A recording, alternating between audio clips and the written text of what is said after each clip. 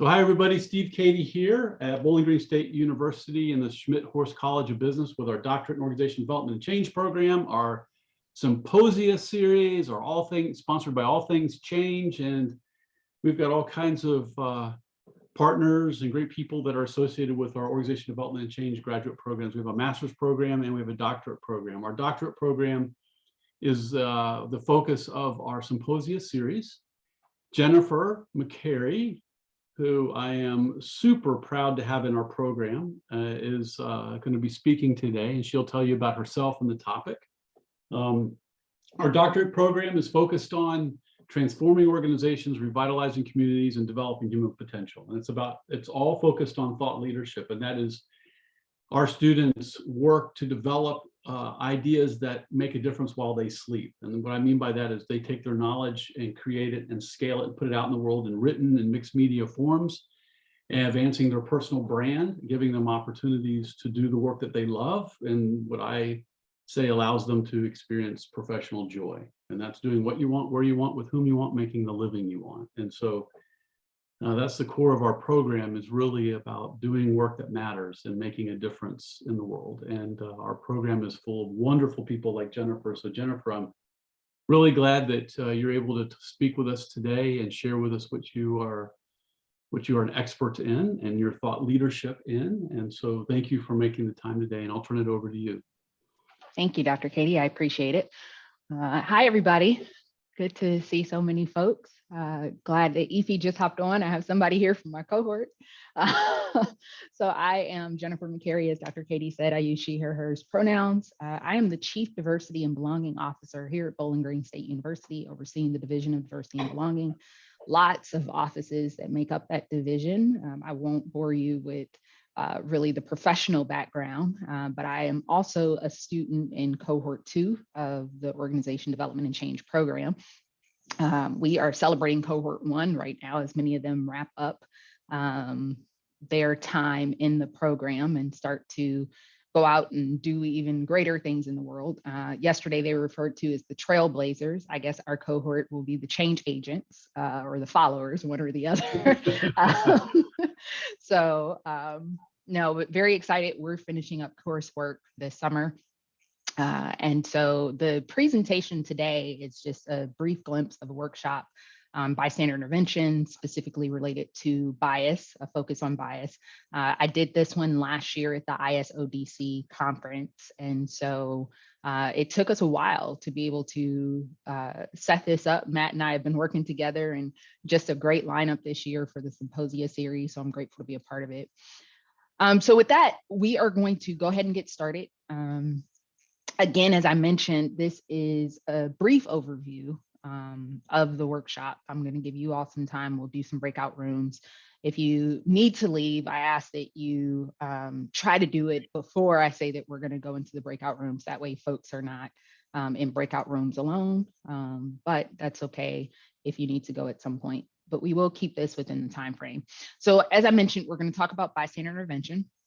Some of the learning outcomes today are really just that even in this time that you start to recognize injustice and the effect of unjust behaviors on the work environment and overall climate, understanding factors that affect our probability of intervening in potential cases of bias and other negative situations. You'll hear me talk about the fact that I believe that bystander intervention is a solution to all forms of injustices, not just things that happen around bias and microaggressions in the workplace or anywhere else. Apply specific intervention techniques to situations that you may witness. And we'll talk about some of that in the breakout room, using a situation that happens just in everyday life, not something that necessarily happens in the workplace. I'll ask for you all to use some reactions so that I can really see how engaged you are, how you're connecting with certain things. And so I can see you on this screen. You should be seeing my slides, which are on that screen. So the reactions will be helpful.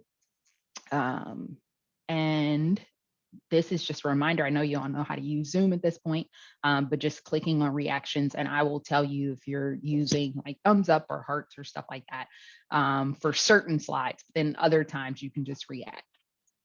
So let's dive in.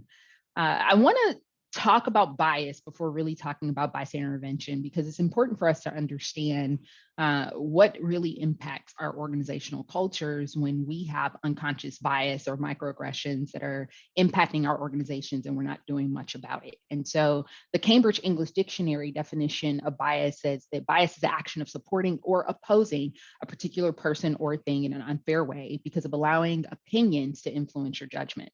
And so this is important because even though bias is a really controversial topic right now, especially if you're in the state of Ohio, I know not everyone is, but Ohio and Florida and some other places have some bills and laws that are really saying that we can't talk about certain things like unconscious bias because it's seen as divisive language.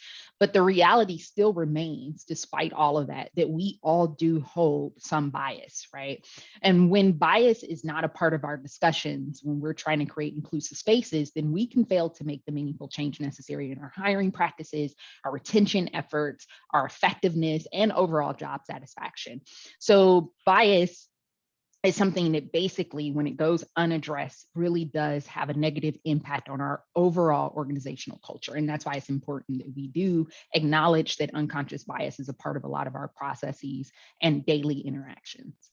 So incidents of bias are often really a result of something that is much deeper, right? And it's something that often comes out in forms of hostility, either in words or in actions, and I'll talk about that a bit, but it's generally targeted at someone because of their perceived or actual race, religion, nationality, gender identity or expression, ethnicity, sexual orientation, political party, diversity of perspective, and so many other aspects of identity. And the thing about what I just listed is it's not just about your protected class identities that you will often hear.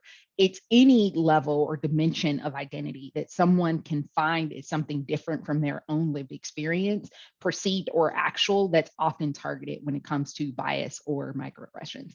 And so it's important for us to learn to address these and help everyone understand the severity of the problem with unconscious bias being a part of our organizations. So these behaviors are prevalent, in the workplace, but a lot of times it's unreported. And so what I often encourage people to think about is, do folks within your organization even know who to talk to if they feel like they're experiencing unconscious bias, or if there's something that they're witnessing within the organization? Do they know what to do in order to help? And that's a part of the reason that talking about bystander intervention is important as well. And so really our goal is for individuals to feel safe and respected in the workplace. And so when that type of tension is there, it can stop people from feeling included, and it can stop belonging as well. So bias refers to language and actions which demonstrate bias against a person because of, but not limited to, their actual or perceived age, their race, color, religion, ethnic or national origin, gender, their genetic information, which is something a lot of folks don't think about, disability, sexual orientation, gender identity, gender expression, or their status as a military veteran. And so there are some things that come up in certain workplaces more than others, but it's important for us to just think about the fact that everything surrounding identity is typically where we have to think about if bias incidents could occur. The bias incidents include things like name calling, stereotypes, belittling, or excluding others based on their identity.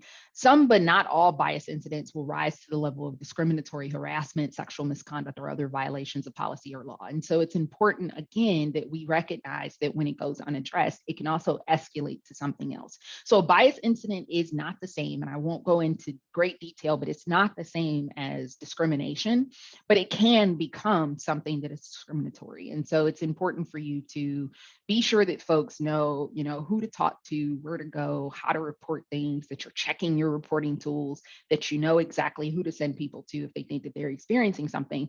But also there's a lot that we can do to prevent things like this from occurring. A part of it is the awareness. Another part of it is the development. And something like this is something that you could use to help develop staffs and teams to understand how bystander intervention is helpful.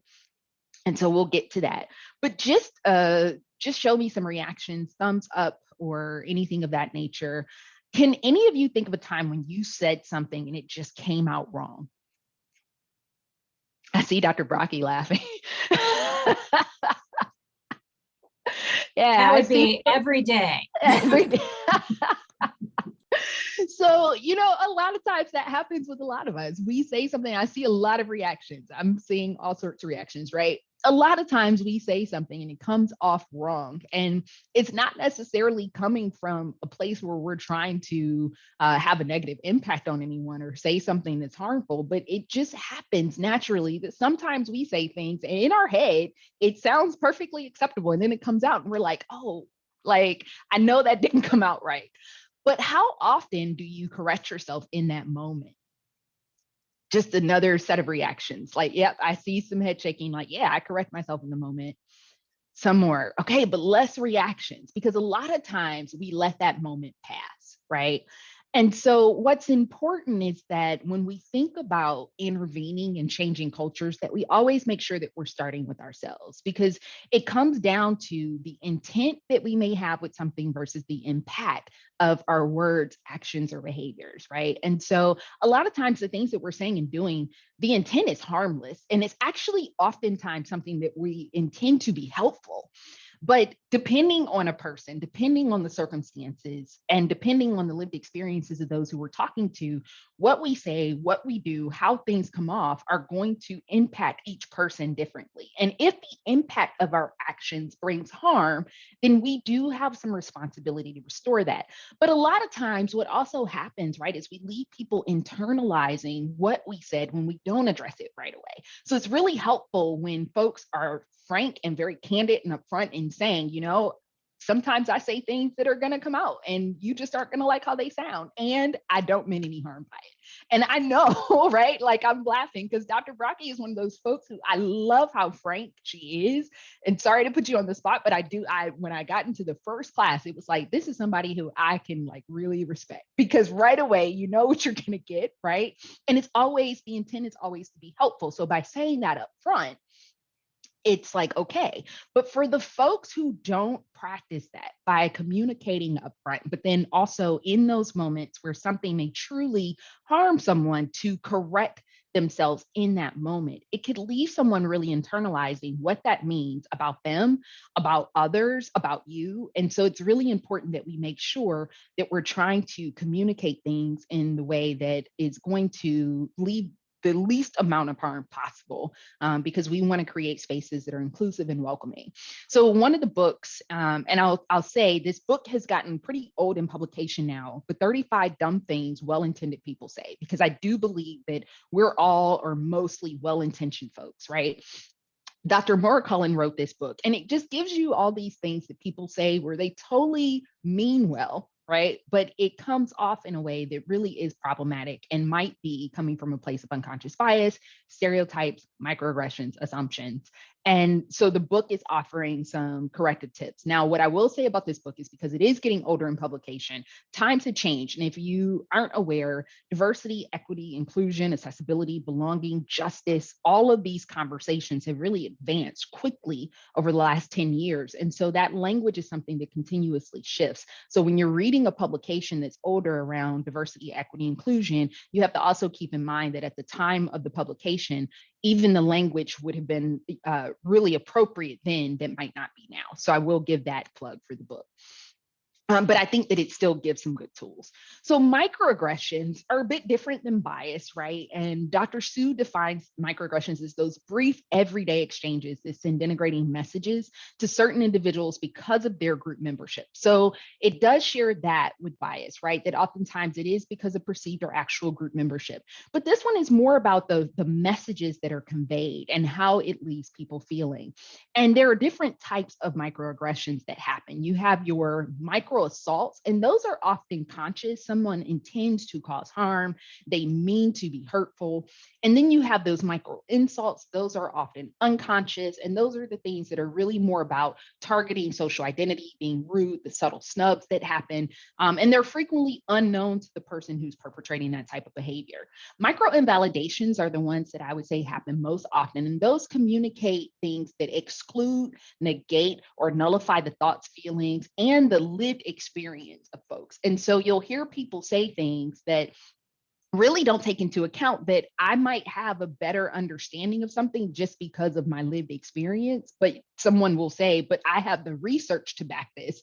And that happens a lot in academia, right? Where it's like, well, I have the research to back this, but it doesn't account for the lived experience of someone. Or in the classroom or in the work setting where people are trying to build strategies and work on change methods without necessarily taking into account the folks who actually might have experience to contribute, right? And so a lot of times where we see things like micro invalidations, one example I can give you that I'll also talk about ways to intervene, is like when you have someone in a meeting who constantly happens to speak over the folks who identify as women. And everybody notices, like, this person always speaks over, or someone's ideas are never taken into consideration, right? That they always are ignored, even though they're contributing the same thoughts. So those are some of the things that come up that are micro invalidations. They're often unconscious. That person who's constantly cutting people off who are identifying as women probably don't realize that they only do that to women, right? But it still sends a message that perhaps there's some type of devaluing there. And so microaggressions show up in a lot of comments that we hear often and don't think about. So some examples of that are when people are told like, oh, you speak excellent English, or things like, where are you from? And then the follow-up question is generally, no, like, where are you really from? If someone says like, oh, I'm from California, but they're seeking for them to say that they're from some other country, right? All lives matter. And that one is really controversial. But I'll tell you that a part of the reason that it's a microaggression is because, again, it's taking away from the lived experiences of others who are saying, yep, I do believe that all lives matter. But in this moment, I would like to know for a fact that Black lives matter, that trans lives matter, that police lives matter. And you have that from all sides. But when you have certain groups who are experiencing that devaluing in the community that tells them that perhaps their life doesn't matter as much, then it's hard to get to all without being able to say that this specific group matters too. And so that's an example of a microaggression. One that I used to hear all the time and I used to get offended, and this also tells you about microaggressions, was the "you're so articulate." And I used to think to myself, like, did you not expect me to be able to speak? Right. But after a while, right, like I realized you don't have to take everything as an insult. And so microaggressions, I say that to say that not everyone will see everything as unconscious bias or as microaggressions, and then other folks will. And so me, for example, there are certain things that I've just heard so much that it's like, nope, now I always look for the intent and not let it get to the point where it's impacting me in a negative way. Right. But not everybody is going to be able to do that. And there are certain instances where people shouldn't have to. And so these are just some examples. One that we often hear, and especially in college and university settings, is everyone can see that they just work hard enough. But that reason that the reason that that is a microaggression is because it really does take away from the barriers that exist, that sometimes it doesn't matter how much you work, there are still certain obstacles that you will face that will stop you from being able to have the same success as other folks who might have a totally different set of experiences because they don't have the same barriers, right? So you all came here probably not knowing I was going to spend so much time talking about bias, but this is important because this is what the bystander intervention is for. So what is bystander intervention? Bystanders are people in crowds who see potentially harmful situations, but they don't really do anything. We're all bystanders all the time to so many things. This happens in our meeting settings. It happens when we're out in the community with partners. It happens when we're with families. It happens, you know, in so many different spaces, and we don't even realize that we're a bystander. But the reality is that there are a wide range of events that are happening that by not intervening and taking action, we're contributing to the further marginalization of certain groups and communities. And so it's important for us to recognize how we can intervene to help certain situations. And so we have a choice to make when it comes to what to do when we are seeing something. And so today the focus is on bias, but I do want you to think specifically about all the ways that intervention could be helpful as we continue talking. So oftentimes what's happening is we witness a situation and we simply choose to ignore it. And there are so many reasons that that happens. But one of the number one situations is really that, you know, there's this sense of diffusion of responsibility. And we'll talk about that in a bit. But oftentimes we're choosing not to act. Effect. And so my goal with you today, even though this is just a glimpse of this workshop, is that you'll hear something that makes you make a choice to act more often than not, right? We want to change the probability of the number of times that people would actually intervene in a situation. So one thing that stops us from intervening is really that bystander effect. And does anybody know, and if you do, just unmute, what is bystander effect? Go for it, Bradley. Is that the elevator situation where? Tell me more. So when I was doing CPR training, it's kind of the idea that if we're all expecting somebody else to do the thing, we can actually, as a group, as a collective, ignore the problem, ignore the individual, ignore the actor that is being marginalized. So it's kind of like through the CPR training, you get the defibrillator, you call 911. Like, we're supposed to memorize these calls to action in order to mobilize, so that the bystander effect is not, operating in a way that essentially paralyzes a group from actually doing something that an individual could have done in the first place. Thank you. I love that. That's one of the best answers I've gotten. Everybody always goes to the actual study of bystander effect, which came from a situation in New York where a woman was beaten really badly in front of a ton of folks who watched, but everybody in the apartment buildings watching thought someone else would call. But what I like about you adding that CPR piece is that you're saying it's this call to action to avoid that. So it's exactly it. Bystander effect basically is what stops people from intervening because you assume that someone else is going to take responsibility. And in certain settings, we automatically also defer to certain groups to intervene. And so in a situation in a work setting, if your supervisor is present or any level of leadership who is above you within your organization, you're automatically going to assume that they will be the ones to intervene. And this is all researched, right? You're going to start to defer to the folks in these leadership positions. Then it starts to go to things like gender. And so people will always assume in certain situations that men will intervene, and then it continues to go, right? So bystander effect stops us from intervening. Another thing is the reason to act in socially acceptable ways. And that is really coming down to what we have created as social norms. And in organizational culture, we know that social norms becomes a big part of how our organizations are structured, right? And so if we don't create norms for people to be able to intervene, then they're going to behave in ways that seem socially acceptable within our organization.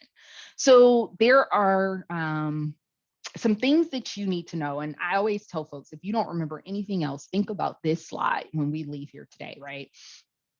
For you to intervene, you first have to notice that an incident has happened. If you don't notice it, then there's no chance that you have to intervene. And one of the things that stops us from noticing an incident is situational ambiguity. If something is happening and it's just, ambiguous, we don't really know if there's any type of emergency that needs our attention right away, we're not going to really know that we need to intervene. So you first have to notice, and you have to be able to interpret the incident. And I'll talk about that. But if you don't notice it, then obviously you can't take action.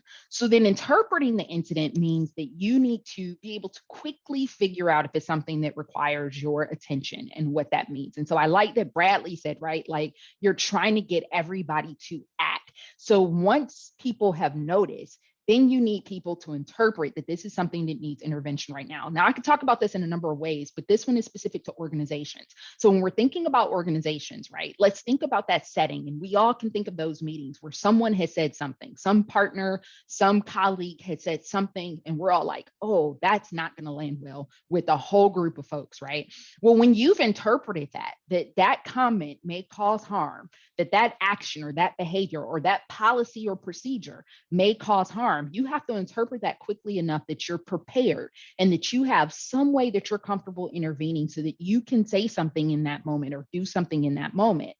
If you're not comfortable saying something in that moment, you need to be sure that you have figured out another way to assume responsibility. So with bystander intervention, you first have to notice, then you have to interpret, and then you want to assume responsibility. And I'm never asking you to put yourself in harm's way, but what I'm asking you to do is identify some way that you won't just ignore the situation again.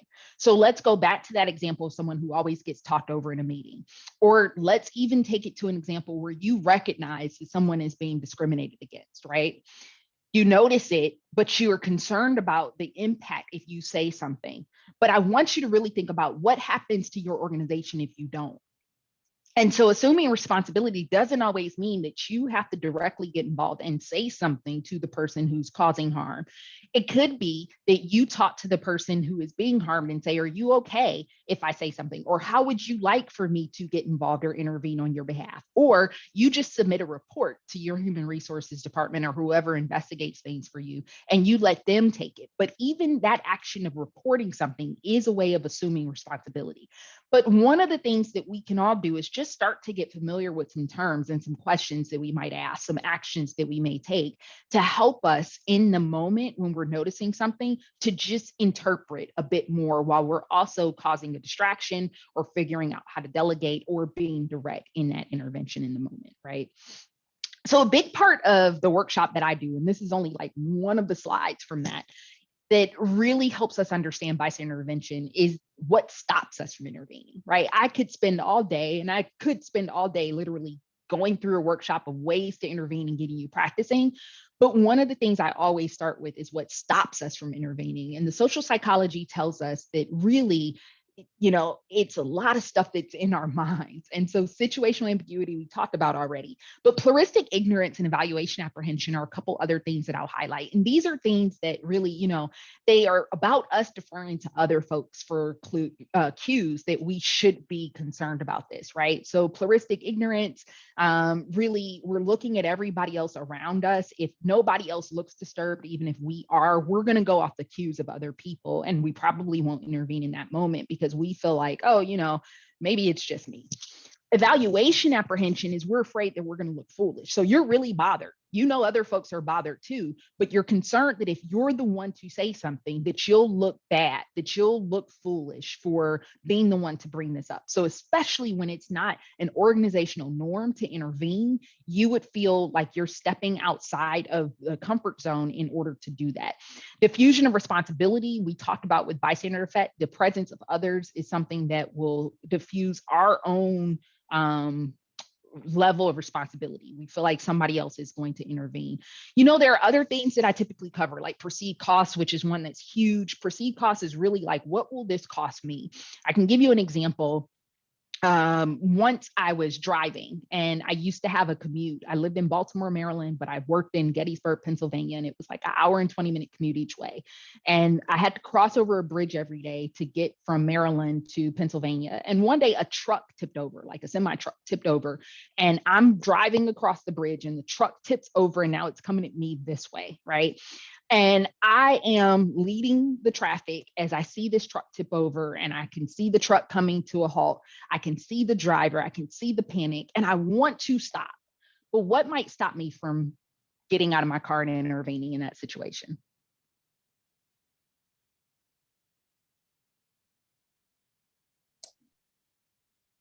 From getting out of your car, maybe the risk of harm to you potentially if the vehicles behind you have not assessed and seen the risk. And you all are using such perfect words. Thank you, Stacy. So yeah, people behind me might not be able to see the clear-cut emergency in front of me, so I could get hit. What else? What's happening in the chat? Let me see. I haven't opened it up. Sounds like something else is being discussed in the chat. Any other examples? What's something else? Somebody who knows me, who might be in the car with me.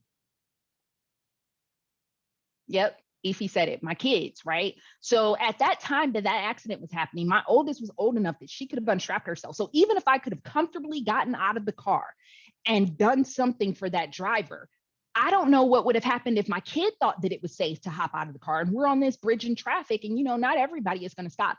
So in a split moment, I noticed the situation. I interpreted all of these things. I'm looking at the traffic behind me. I'm looking at the man in front of me in the truck. I'm looking at my kids in my rearview mirror, and I make a decision to pull around and call 911, right? It's still a form of intervention, but that's how we have to think about bystander intervention. But that perceived cost is what stops you sometimes from doing things. So if you think that intervening in your organization could get you fired or could get some type of warning or something like that, because people do retaliate, even though it's not legal, those are things that would stop you from intervening. There are a ton of other things, but I'm going to keep moving that stop us. But I just want you thinking about the fact that there are things that stop us.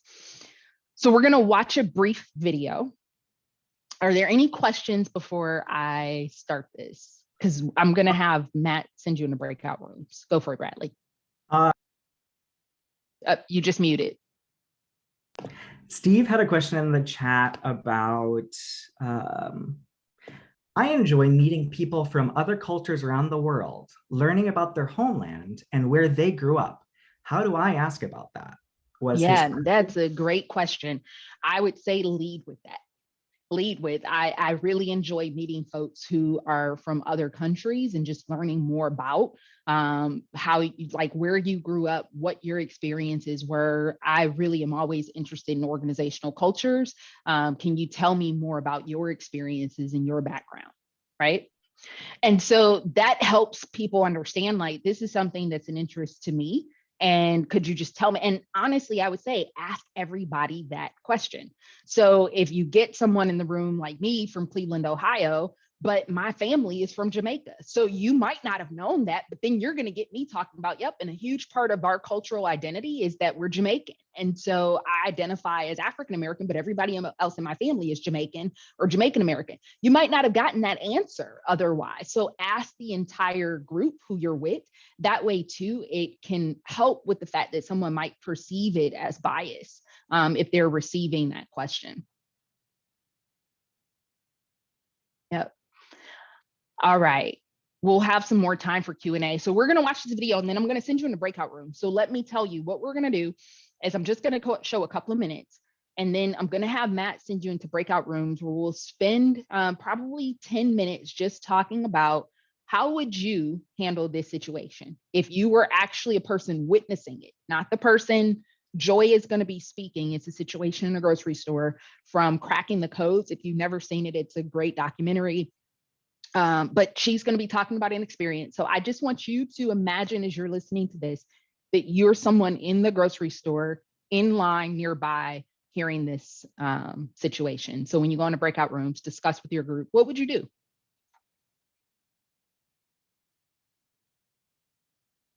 My sister-in-law, who's half black, half white, but looks white, blue eyes, whiter than most white folks, very white.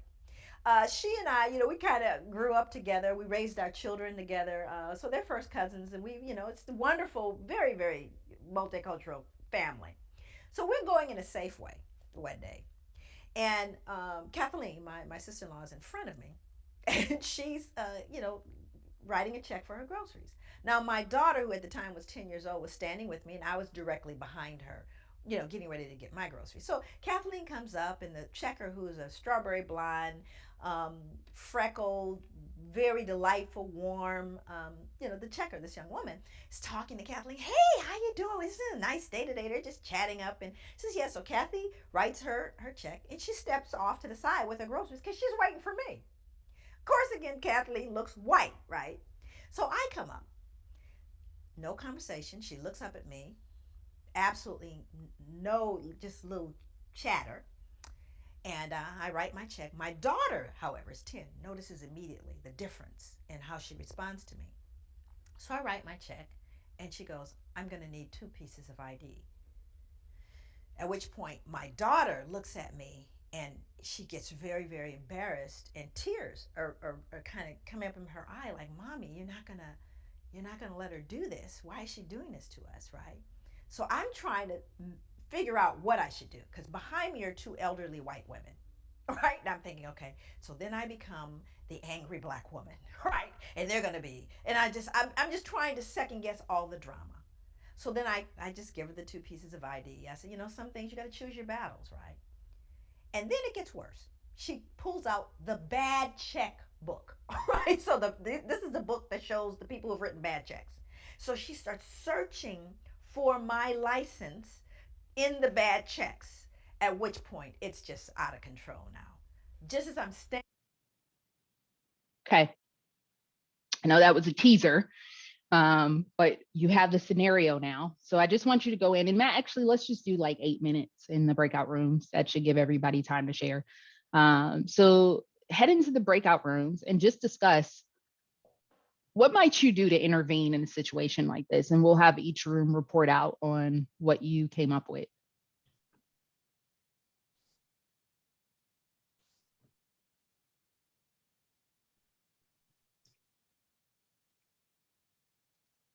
All right, we're back. We're back. So, are you still seeing my screen? We good to go? Okay, perfect. So before we do a share out, I just want to get just overall reactions now that I can see you all again. Do you think that bystander intervention could be helpful in this situation, the one that you just heard in the grocery store described? So if you think yes, use the clap reaction. If you think perhaps, use the heart reaction. If you think no, situation still would have likely happened even without or with or without bystander intervention, give me a thumbs up. Okay, so I'm seeing mostly the perhaps, depending on a number of factors. Can you ask the question again? Sure. Could bystander intervention be helpful in this situation? Yes, perhaps, or no? So I think I'm interpreting your question to be more about the effect of my intervention versus just doing it in general, right? So like in my mind, I think that the strategies that I discuss would actually Yes. have an impact, but at the Yep. same time, my strategies may have had zero impact, right? Because if the Right. person isn't willing to change the behavior that they're doing, there's no change, right? So Yeah. I'm not sure where the impact should lie. Is it on the person who is doing the offense to change, or is it simply about the person who is being targeted, feeling supported? So I think that's why I'm in the middle and I can't put all those different reactions up. No, I appreciate it. I saw a lot of perhaps, and maybe that was why there were so many. I think that there are a number of factors. And the thing about bystander intervention, right, is it's for everyone. When you intervene, it is sending a clear message that you care about those around you, that you want to restore harm that's been done. And so that sends a message to everyone else. But the ultimate goal is to help the person who needs help in that moment, right? And so no matter what your intervention technique is, you're trying to do something that is going to have a better impact on them than whatever the behavior is. And so I think that your interpretation of the question was spot on. So let's hear from some of the groups. What were some of the things that came up that you would use to intervene in this situation? Go for it, Bradley. So I was in a group with Sarah and with Kelsey, and we kind of came to the perhaps as a group because of two things. So the consideration of centering equity in this work, and in all things, kind of led us to consider things from the perspective of the perceived victim, right? So the first thing that I have learned over time, like maybe I'm ADHD AF and a mixed person, Jamaican, whatever, and I'm LGBTQI2, like whatever. That doesn't negate the fact that I'm a cisgendered male, right? Yeah. Yep. So often I walk through the world and people don't perceive me as other things. I have a high degree of white passing privilege and so on and so forth. I'm speaking white right now, to blend in and assimilate, which is, protection for myself. And that results in me just resting on the privilege that I do have, a cisgendered male, with fancy degrees, so on and so forth. And it's really important, I've learned through time, to first check and see if the perceived victim even needs help. Absolutely. The thing that I have seen sometimes is somebody is in the line and, they might be looking through the bad checkbook, and that woman is a mother and has like 2 kids, or is on the phone playing Candy Crush and it's after work. She might be an EDI consultant and she's just checked out and like whatever. And then I, as a bystander, mansplain the situation away. Even though I'm trying to protect her interests from my perspective, I haven't stopped to consider her own perspective. So now she has to step into the situation, which is in fact re-traumatization of this individual. So you said something about perhaps it could have a good effect, perhaps nothing at all. I actually think that some interventions can be harmful because of a failure to center equity in Absolutely. as well as taking a harm reductive approach. So we also, on that second piece, we discussed, so Kelsey and Sarah had some really great, suggestions for how to, think about the timing of it. Yes. Sarah and I were talking about, okay, how do we approach that person afterwards and say, hey, I think this is what happened, and person to person, that might not be great. And then Kelsey was like, Also, what about the person? Yeah. So I'll say this right now. Sorry, I just have one quick thought on that because Go for Kelsey's it. point Yeah. was really important is how can we approach the person after the fact? Sometimes we just need to let it play out and not get involved and just do the work of care if that person is within our, circle, right? Yeah. Sometimes we can check in afterwards and say, hey, I know that sucks. Like this happened, to me recently with a colleague that I don't really work with, but I heard a brand new person walk into the room, not ever knowing her, and ask her if she was pregnant or not. And I was like, don't do that to somebody, is just starting their, employment, so on and so forth. That can make her feel uncomfortable. And there's so much that we have to do in terms of labor relations in this country to be able to be treating, people experiencing pregnancy ethically. So all that to say, it's like, that was absolutely not the moment to approach her. But afterwards, I was like, yo, do you know that person? Are you okay? Do you need anything? Right. Is it offensive or annoying if I'm stepping up, or should I help? Yeah. For time's sake, I'll keep this brief, but I want to respond to some of what you said. Thank you all. It sounds like you had a rich discussion. I will say I do this work every day, and I think that you all bring up some great points. And earlier I mentioned a part of intervention is sometimes asking people how they want you to show up. So I do love that you brought that up, because it is good for you to say, is it okay if I say something? Because the person may turn around and say no.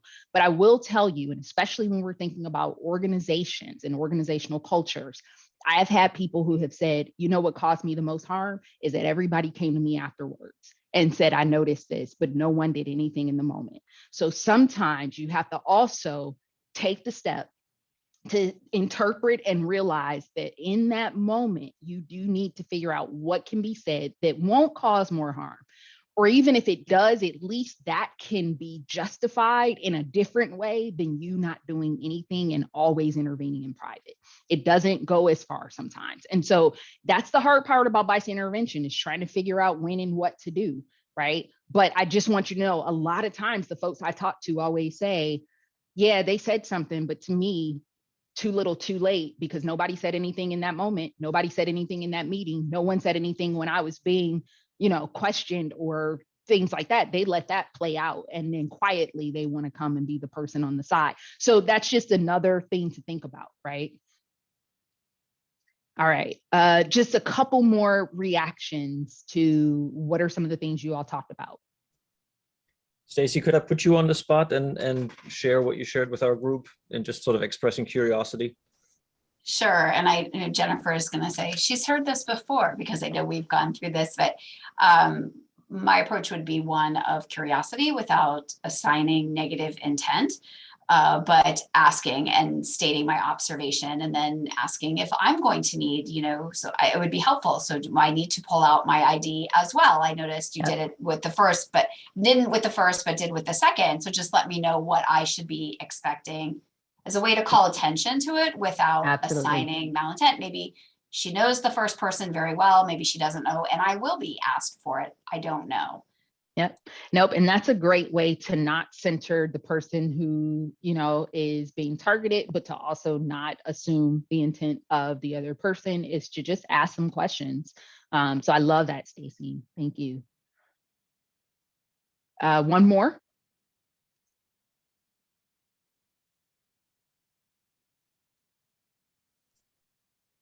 All right. I find myself asking that when I have not spoken up, that I rationalize as to why.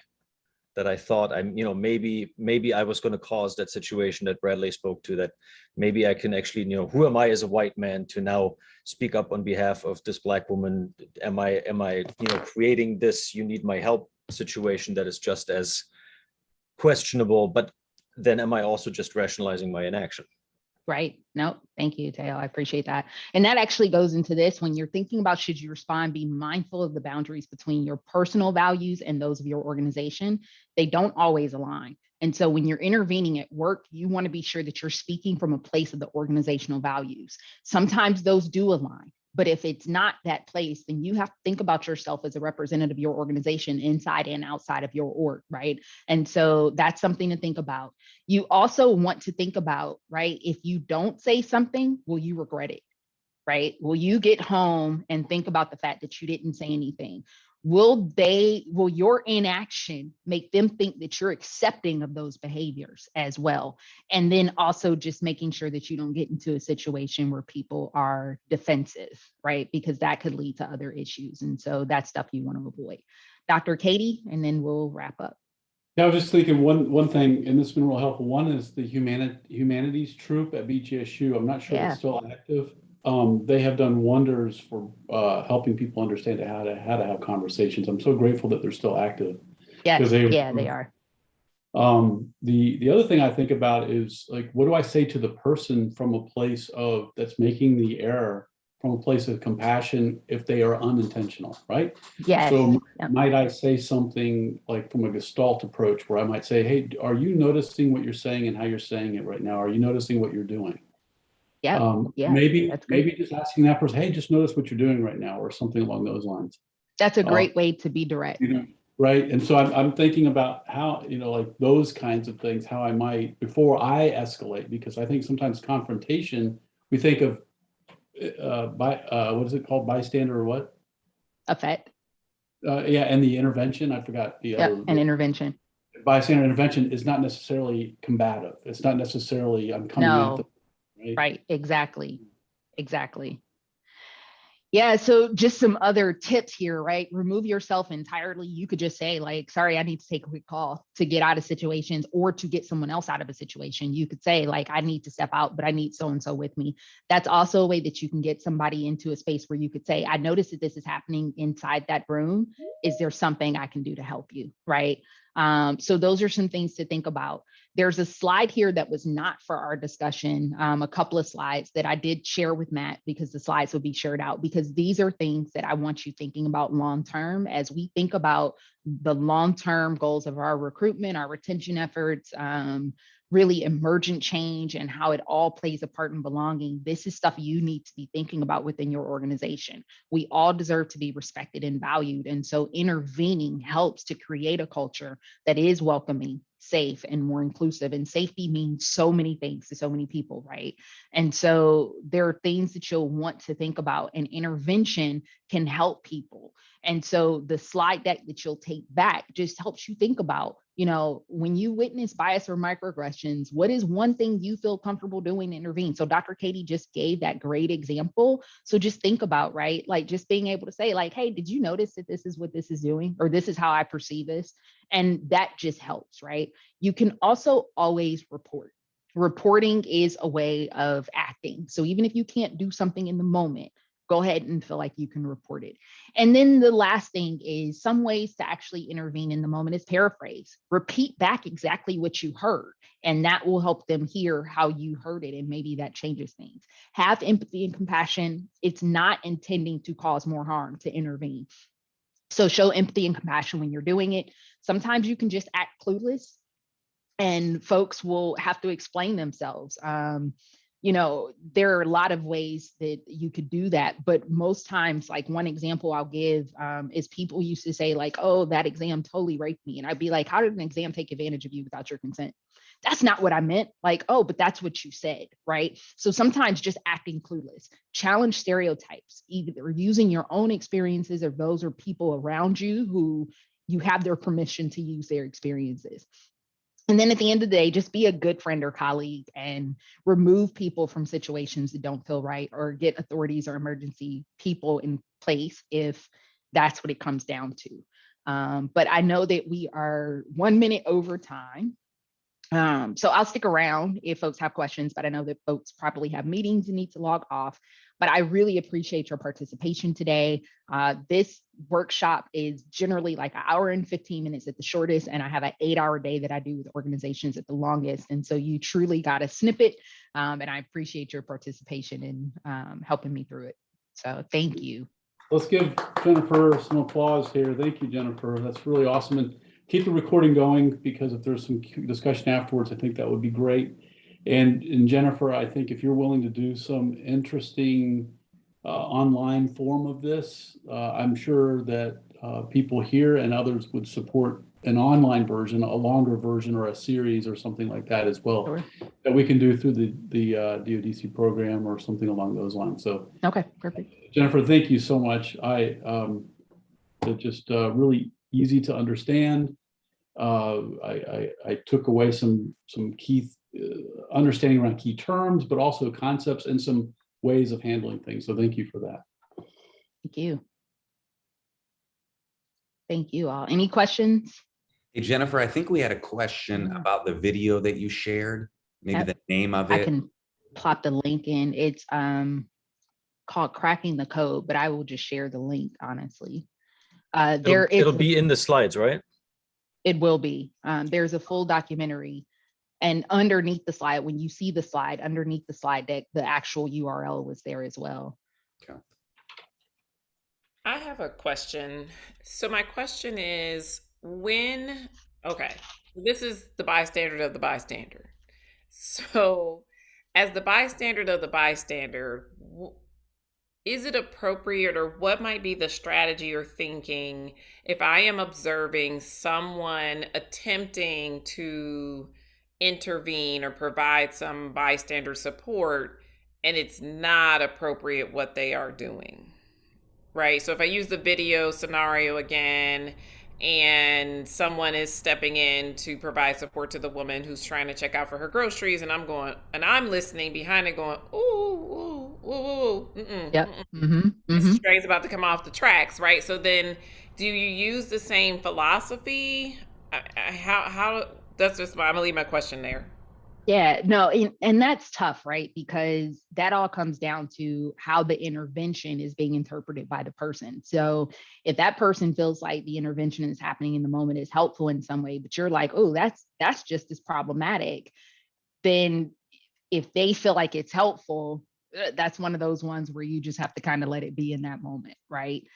But if you feel like, wow, this is really problematic, and especially in situations, say that, someone's attempting to intervene, but language becomes an issue where they're using language that is inappropriate and challenging, that is where you will want to say, because it helps. You never know if you're going to see those folks again. Like, you might want to correct them in that moment. I actually had an example of that yesterday.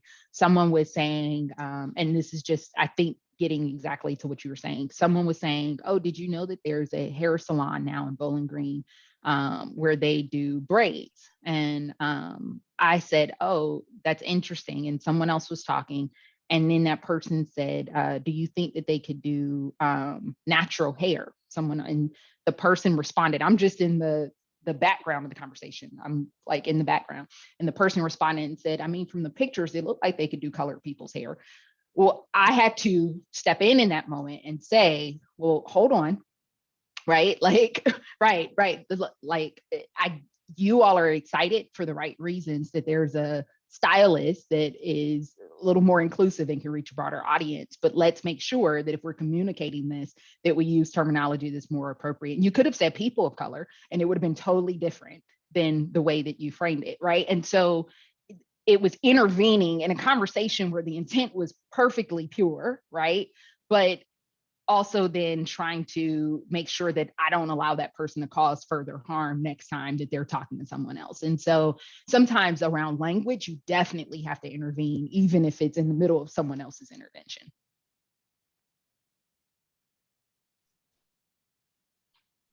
As somebody who gets to pass in this country as a middle-aged white man before people see anything else about me, to me, that's really the challenge. I mean, I can tell you so many stories of my ignorance with language, even with my now mixed family, where I would dance around the term, try not to say black, and they're like, "The hell are you doing?"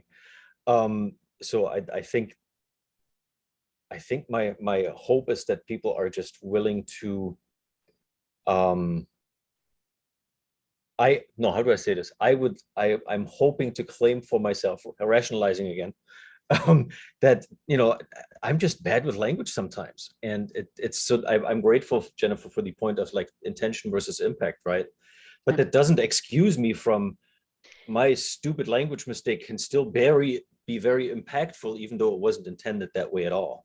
No, and you're right. And one of the things that I try to tell people, and part of this is just doing this work as long as I have, is that we can't automatically jump to wanting to see people terminated or something like that for a lack of awareness. But what we can do is try to have that conversation to say, let's work on this terminology and let's raise some awareness as to what's more appropriate. And if it continues, if it's a pattern, then at that point it is harmful, right? And so just trying to always raise your awareness through different workshops and readings and things of that nature, and just discussions with people so that you can stay current with language is really important. Language is one of the most powerful things that exist. It literally, everything that we do revolves around the various narratives that we are all sharing on a daily basis, right? And so language changes things, and it's really important that we understand how to communicate with one another in a way that is going to be helpful and not harmful. Occasionally, people will be harmed with words. It's just the reality. But it's important that we own those things and say, and that's why I started off with bystander intervention has to first start with you, because owning, right? Like, I don't always get this right. Sometimes I'll make mistakes. Sometimes that might hurt the folks around me, but I want to try. That's an important step. But then it's actually committing to trying and not just always giving yourself kind of the excuse of, I don't always get this right, but say, I'm going to do everything I can to get this right. And sometimes I'll still get it wrong, and correct me in those moments. I'm curious, in the progression of the video, does Joy offer what she wished those two white ladies behind her might have said? So what ends up happening in the video is the sister comes back and says, why are you doing this? Kind of what Dr. Katie said, right? Like, why are you doing this? Do you realize how this sounds? Do you realize what this looks like? And then the folks behind her then chime in and say similar to what Stacy said, like, so are you going to ask me the same thing? And then someone else calls over a manager. And so what you get to see is the direct. You get to see the delegating, you get to see the, really causing that, you get to see all forms of bystander intervention play out, but it all starts because the sister comes back. And one of the things that I talk about when I talk about this longer is oftentimes the folks who fail us most in intervening are the folks who know us best. And so I was glad in that instance, the sister is the one who came back, because a lot of times the people who are around us and know us, and especially within our organizations, if they don't intervene on our behalf, why should we have to count on strangers to do it? Right? But the people who often fail us are the folks who we know, and they think to themselves, I can just talk to you later. But people are often like, no, I don't want to be in an organizational culture where everything is done in private. If we're going to shift norms, if we're going to shift the climate, if we're going to shift the culture, we need to get into the habit of raising that awareness in the moment, addressing those things in the meeting. And, we talk about elephants in the room. Put it on the table. Like, don't even just let it sit out in the corner. Like, if there is something that needs to be discussed, that's a big part of creating a culture that values intervention, is that the leadership starts off by saying, if there is something that happens in the space that makes anybody feel devalued, uncomfortable, unwelcome, like they don't belong, we need to name it in this space and correct it up front. And so those are the things that you try to do with getting people to understand the importance of bystander intervention, is helping them feel empowered enough to say something and do something in those moments.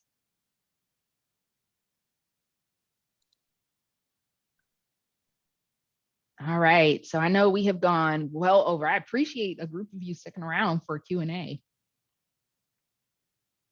Yeah, I didn't know that the humanities troop. I'm so glad. Yes, they still do their work for sure.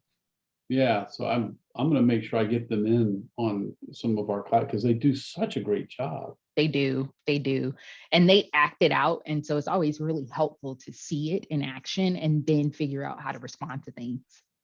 Right. Yeah, and they make it less scary. Right. For the person, like for me to make mistakes. Like if Yep. I'm curious or if I'm doing something, they really help. And I like your point around just say, I'm not sure how to say this. This is what I'm trying, Right. my goal is this, and this is what I'm trying to do. I really get what I did. I didn't get this until today. And that was, where are you from? It's less about the intention. It's more about helping the person understand my intention.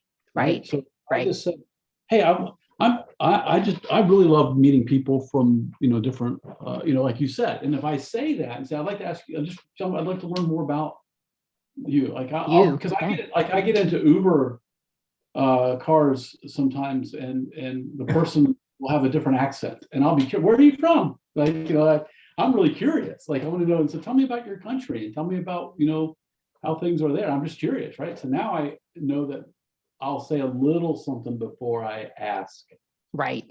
That next time I'll say a little bit more of an intention or a framing before I say. And what's interesting, Jennifer, I'll just say that, we, in our collaborative processes, we always talk about the invitation, right? How do we invite people to collaborative conversation is really important, because the way we frame the intention of the conversation, That's right, and the way we frame and invite people in can set the stage for a much better conversation. So I think that's really interesting. So thank you. I learned today. That was nice. Well, thank you all. If there are ever any questions, just feel free to send me an email. Here, I'll pop my email in the chat. Can I ask you one quick language question? In Sure. in the beginning, you referenced a term that was new to me, bias incident.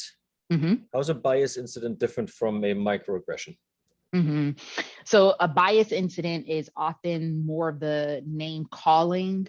It's the action, whereas microaggressions are often more about like the ignoring, the rudeness, the things like that. Like, so The inaction microaggressions, sometimes. it's the inactions, right? Sometimes, but it's more about bias incidents have a more direct, like, actual incident attached to it. You've called someone a name, you've written something that's inappropriate, you've done something that's inappropriate. And bias incidents, if you have a bias incident coupled with also something that's a violation of law, that's where you start to cross into like hate crimes, right? So there are all these variations that can get dangerously close to each other, and that's why you want to stop them from occurring too. But the microaggressions are more about what you're ignoring about a person, whereas a bias incident is what you're bringing toward them because of their perceived or actual identity. So it would tend to be likely more severe and with more of an assumed intent rather than, Yes. man, Yes. I just didn't realize how stupid I sound when I say this. Right. Okay. Right. Yeah. Thank you. No problem.